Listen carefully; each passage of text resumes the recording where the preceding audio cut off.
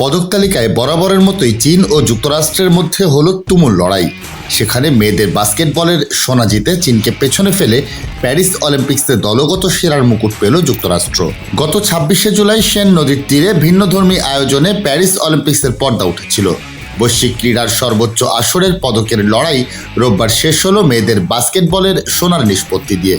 এই ইভেন্টে স্বাগতিক ফ্রান্সকে 67-66 ব্যবধানে হারিয়ে সোনা জিতে নেয় যুক্তরাষ্ট্র। তাতে চীনের সমান 40টি সোনার পদক হয় তাদের। তবে রূপা ও ব্রোঞ্জ বেশি থাকায় দলগত সেরা হয়েছে তারা। এই গরমে ওয়ালটন এয়ার কন্ডিশনার এক্সচেঞ্জ অফারে স্প্লিট এসিতে 23,400 টাকা পর্যন্ত এবং কমার্শিয়াল এসিতে 42,822 টাকা পর্যন্ত নিশ্চিত ছাড়। Walton air conditioner, comfort without compromise. এ নিয়ে অলিম্পিক্সের টানা 4 আসরে পদক তালিকায় সবার উপরে থেকে শেষ করল যুক্তরাষ্ট্র।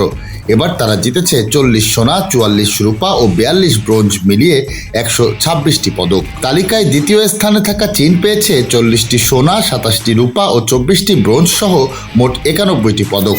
20টি সোনা, 12টি রূপা ও 13টি ব্রোঞ্জ সহ মোট 45টি পদক নিয়ে তালিকায় তৃতীয় স্থানে আছে জাপান। স্বাগতিক ফ্রান্স 16টি সোনা, 26টি রূপা ও 22টি ব্রোঞ্জ সহ 64টি পদক নিয়ে তালিকায় পঞ্চম স্থানে আছে। দক্ষিণ এশিয়ার দলগুলোর মধ্যে পদক জয়ের স্বাদ পেয়েছে কেবল পাকিস্তান ও ভারত। বর্ষা নিক্ষেপে রেকর্ড করে পাকিস্তানকে সোনা এনে দিয়েছেন আরশাদ নাদিম। এই একটি পদক নিয়ে তালিকায় তারা 62তম স্থানে আছে। সোনা জয়ের স্বাদ এবার পায়নি ভারত। 1টি রূপা ও 5টি ব্রোঞ্জ জিতে তালিকায় তারা আছে 71তম স্থানে। বাংলাদেশের প্যারিস অলিম্পিক্স অভিযান শেষ হয় অনেক আগেই।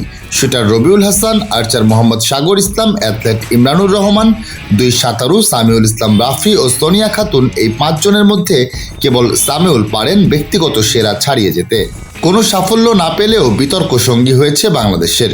দৌড়ের পর বোমা ফাটান দেশের দ্রুততম মানব ইমরানুর। তিনি অভিযোগ করেন পেটের পেশি ছিঁড়ে গিয়েছিল আগে, কিন্তু ফেডারেশনের কর্মকর্তাদের চাপে তথ্য গোপন করে দৌড়াতে হয়েছে এই অ্যাথলেটকে। অলিম্পিক্সের পরের আসর লস অ্যাঞ্জেলেসে বসবে 2028 সালে।